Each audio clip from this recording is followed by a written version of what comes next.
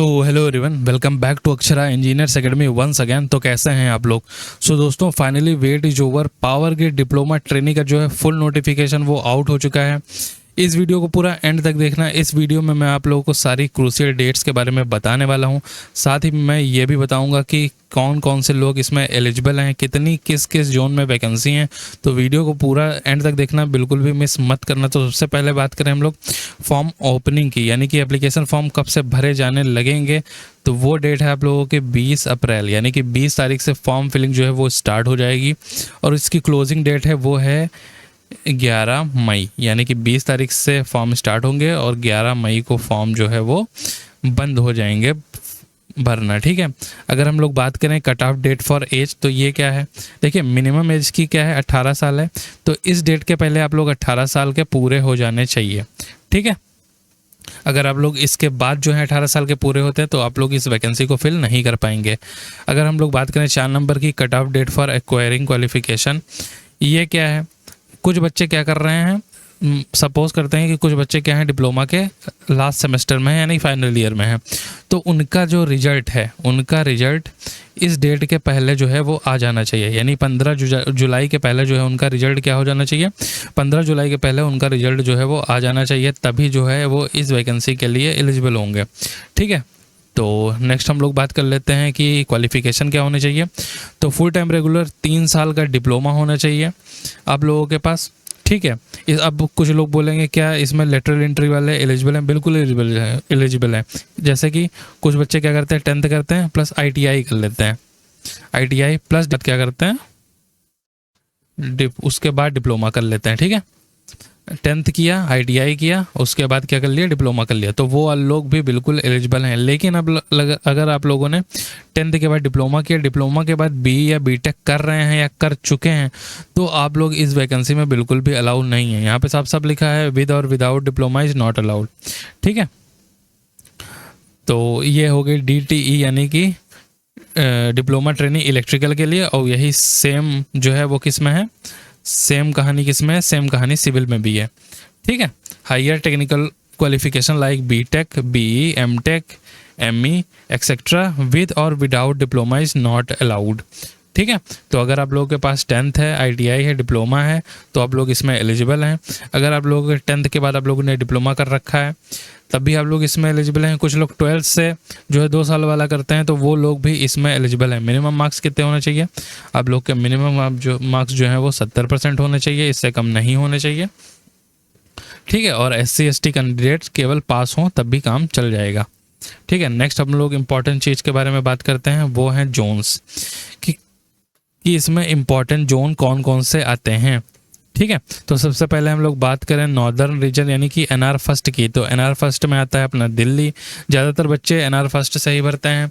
Delhi, part of Uttar प्रदेश, हरियाणा, उत्तराखंड, राजस्थान, यानी कि maximum जो क्षेत्र है वो NR1 ही कवर कर लेता है। उसके बाद ये नेक्स्ट राजस्थान में प्रोजेक्ट है, तो वहाँ पे राजस्थान के लिए भी है। उसके बाद आता है NR सेकंड। NR सेकंड में क्या, हिमाचल प्रदेश हो गया, पंजाब हो गया, part of Haryana, UT, Jammu and Kashmir, Ladakh, ये सारी चीज़ें कवर हो जाएंगी।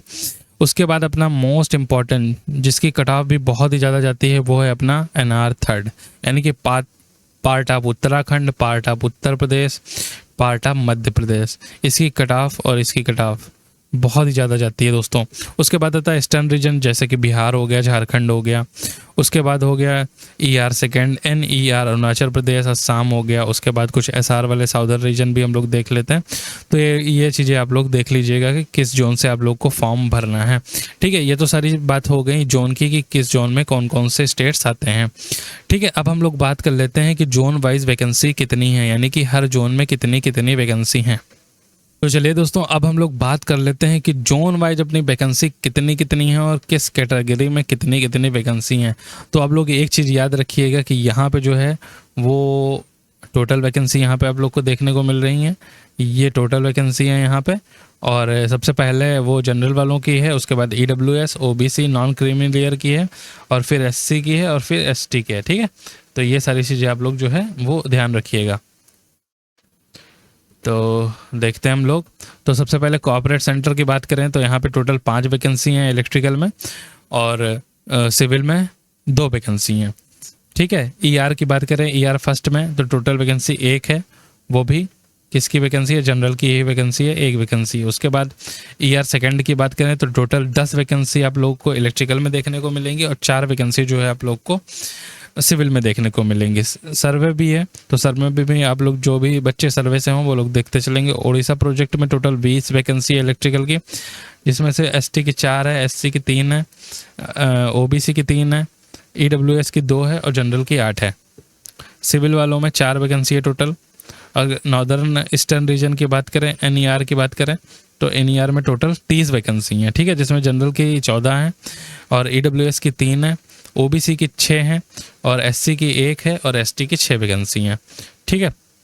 एनआर फर्स्ट की बात करें तो इसमें टोटल 75 वैकेंसी हैं, ठीक है। एनआर फर्स्ट में कितनी वैकेंसी है, टोटल 75 वैकेंसी हैं, जिसमें जनरल की 33 वैकेंसी हैं और 7 वैकेंसी ईडब्ल्यूएस की हैं, ओबीसी की 19 हैं और 14 वैकेंसी आप लोग की एससी की मिल जाएंगी और एसटी की 2 वैकेंसी हैं, ठीक है। सिविल वाले जो हैं वो सिविल में देख लीजिएगा, एनआर फर्स्ट में टोटल वैकेंसी 92 हैं, ठीक है। अगर हम लोग बात करें राजस्थान प्रोजेक्ट में तो 30 वैकेंसी आप लोग को टोटल देखने को मिल जाएंगी इलेक्ट्रिकल में। एनआर सेकंड की बात करें तो टोटल इलेक्ट्रिकल में 40 वैकेंसी हैं, ठीक है। 17 जनरल की हो गई, ईडब्ल्यूएस की 4 हो गई, ओबीसी की जो है 8 हो गई, एससी की 10 हो गई और एसटी की 1 हो गई। सिविल वाले में टोटल 6 वैकेंसी हैं।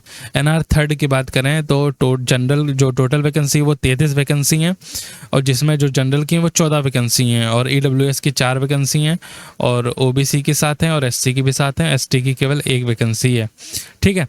अब सिविल वालों के लिए 9+1 वैकेंसी है। अब एसआर की बात करें तो इसमें 32+1 वैकेंसी है। जनरल में जो है वो 14 वैकेंसी है और ओबीसी में 8+1 वैकेंसी है और एससी में 5 है और 2 वैकेंसी आप लोग की किस में है, 2 वैकेंसी आप लोग की एसटी में है, ठीक है। इसका अगर आप लोग को डिटेल नोटिफिकेशन पढ़ना है तो टेलीग्राम का लिंक डिस्क्रिप्शन बॉक्स में दिया है, वहाँ से जाके के आप लोग खुद इसको जो है पूरा जो है रीड कर सकते हैं। अगर बात करें हम लोग एसआर सेकंड की तो एसआर सेकंड में 51 वैकेंसी टोटल है और सिविल में जो है वो टोटल 12 वैकेंसी है, ठीक है। और उसके बाद हम लोग WR फर्स्ट की बात करें तो टोटल 54 वैकेंसी है, जिसमें जो है जनरल की सबसे ज़्यादा है, 23 वैकेंसी है, ठीक है। WR सेकंड की बात करें तो टोटल 82, सबसे ज़्यादा वैकेंसी यहीं पे है, 82 वैकेंसी है। जनरल की जो है वो 37 वैकेंसी है, ठीक है। CTUIL में भी कितनी है, 16 वैकेंसी है, ठीक है। तो ये सारी जानकारी हो जाए, कुछ जानकारी जो है इंपॉर्टेंट चीज़ें बची हैं तो उनको भी हम लोग अभी डिस्कस कर लेते हैं। तो आप लोगों ने वैकेंसी देख ली कि जोन वाइज कितनी कितनी वैकेंसी है। अब हम लोग कुछ इंपॉर्टेंट चीज़ों के बारे में और बात करेंगे। तो सबसे पहले हम लोग बात करते हैं पे स्केल। तो इसका CTC जो है वो 12.7 लाख पर एनम का है, ये 12.7 लाख जो है 1 साल का है। अब आप लोग इसको अगर 12 से डिवाइड करेंगे तो आप लोग की सैलरी 1 लाख नहीं होने वाली है, ठीक है। इसका बेसिक पे थोड़ा सा कम होता है क्योंकि इसका बेसिक पे कम है, 24,000 ही है। इस पे HRA मिलेगा 12% का, ठीक है। और इसमें क्या है ना कि पावर ग्रिड में जो आप लोगों का फर्नीचर का मिलता है, लैपटॉप का मिलता है, मोबाइल रिचार्ज मिलता है, ये सारी चीज़ें मिलू के 1 लाख आप लोग का बन जाती हैं। लेकिन ये सारी चीज़ें आप लोग को पर ईयर मिलती हैं, यानी कि हर महीने आप लोग की सैलरी 1 लाख नहीं आने वाली है, ठीक है। तो ये तो होगी पे स्केल की बात। नेक्स्ट इंपॉर्टेंट चीज़ है, क्या इसमें बॉन्ड है, तो जी हाँ बिल्कुल इसमें बॉन्ड है। कितने का है, 2.5 लाख का बॉन्ड है इसमें।